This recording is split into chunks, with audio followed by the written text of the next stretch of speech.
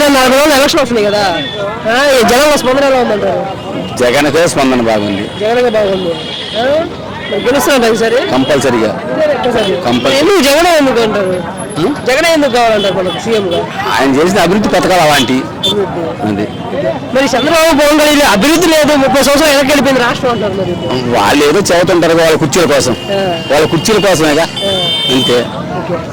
అలాగే మళ్ళీ చంద్రబాబు మళ్ళీ అసలు జగన్ ఇచ్చే పథకాలు కూడా నేను ఇంకా ఎక్కువ ఇస్తాను, నేను ఒకసారి నమ్మొద్దు. ఓసారి మోసపోయినారు కదా, మళ్ళా నమ్మాలంటే ఈ తడ బాగా ఇస్తారు. ఈ తడ నమ్మాలిగా జనాలు. నమ్మకం లేనప్పుడు నువ్వు ఎంత ఇస్తావు నమ్మరుగా. నమ్మకం లేదు అంతవరకు. మరి ఒకవైపు చూస్తే జగన్ ఒక్కడే ఉండే, మరి పవన్ కళ్యాణ్ చంద్రబాబు వాళ్ళందరూ కలిసి వస్తారు కదా.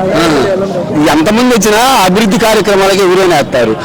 వర్షం పడితేనే మన విత్తనాలు వేసేది. ఇప్పుడు ఏం ఎవరిమైనా ఎంతమంది వచ్చినా మన అందరం వచ్చి వర్షం పడితేనే విత్తనాలు వేసేది. వర్షం లేని విత్తనాలు ఏ కదా. అందుకని అభివృద్ధి కార్యక్రమం కంటే ఎవరైనా ముందు చూపుతారు.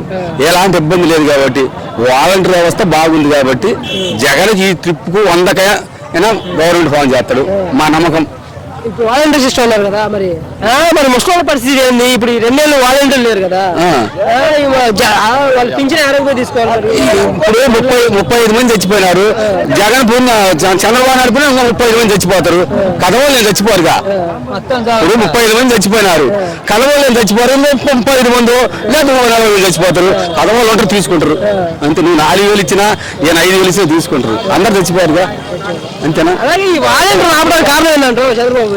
నిమ్మగడ్డ రమేష్ మహారాజు, నిమ్మగడ్డ రమేష్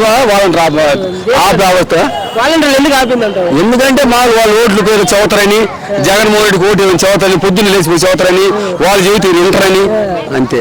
మరి అదే మిమ్మల్ని ఇప్పుడు అడిగారు వాలంటీర్లు ఓటేమని. వాళ్ళు ఎందుకు అడుగుతారు? వాళ్ళు అడగలే, కానీ వాళ్ళ భయం, వాళ్ళ అవతల భయం. అడుగుతారు, వాళ్ళు పెట్టిన క్యాండిడేట్ కాబట్టి అడుగుతున్న భయం. జగన్మోహన్ కమిటీలో పెట్టిండు చంద్రబాబు నాయుడు, వాళ్ళకే ఒత్తించింది వాళ్ళకు. అంటే వాళ్ళకు కూడా అదే భయం వచ్చేసింది, ఇంకా అదేం లేదు. జగన్ ఇబ్బంది లేదు, 100 వరకు ఇబ్బంది లేదు. అట్లాగే ఈ షర్మిల గారు కూడా అంటున్నారు మా జగన్ ఓటే వద్దు. ఏదో అంటే మన ఫ్యామిలీ సమస్యలు ఉంటాయా? మన ఫ్యామిలీ సమస్యలు ఉంటాయండా? మన అన్నదమ్ములు కుదురుతుందా? ఇవాళ భార్య భర్తలు కుదురుతుందా? అందరూ కుదురుతుందా? ఈ సహజం. ఇవన్నీ కంపల్సరీ గెలుస్తాడు. 100 పైనే తగ్గేది లేదు.